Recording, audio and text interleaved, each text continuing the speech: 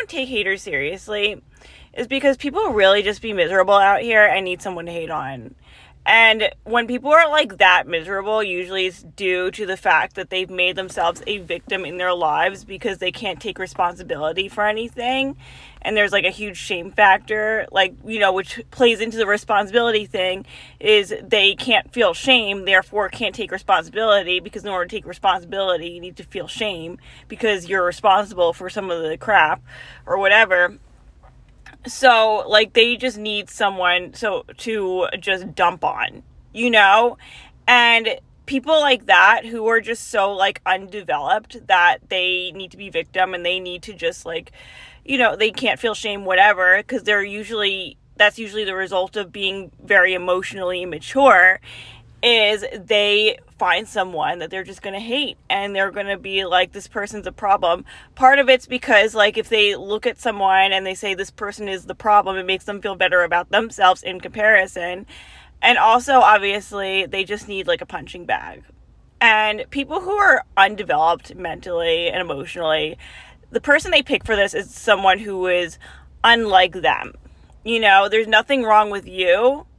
It's just that you're not like them. Like, these people are usually very cliquey, because emotionally immature people have like a hive mentality, and it's like kids like on a playground where it's like they surround themselves with people who are just like them and they're very cliquey about it.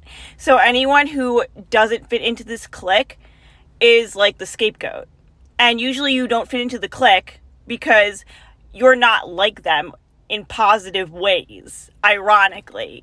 It is very ironic that, they talk about you like you're the problem because you're not like them, which is a good thing.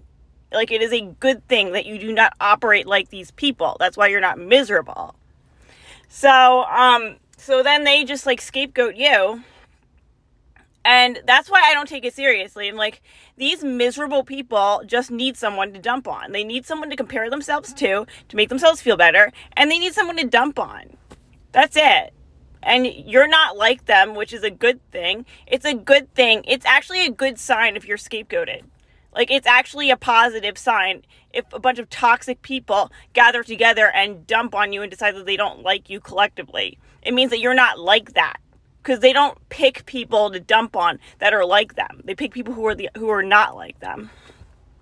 And I think also part of it too is because, they see that you're not like them and they're jealous. They wish they could be not like them. So yeah, so I don't take it seriously.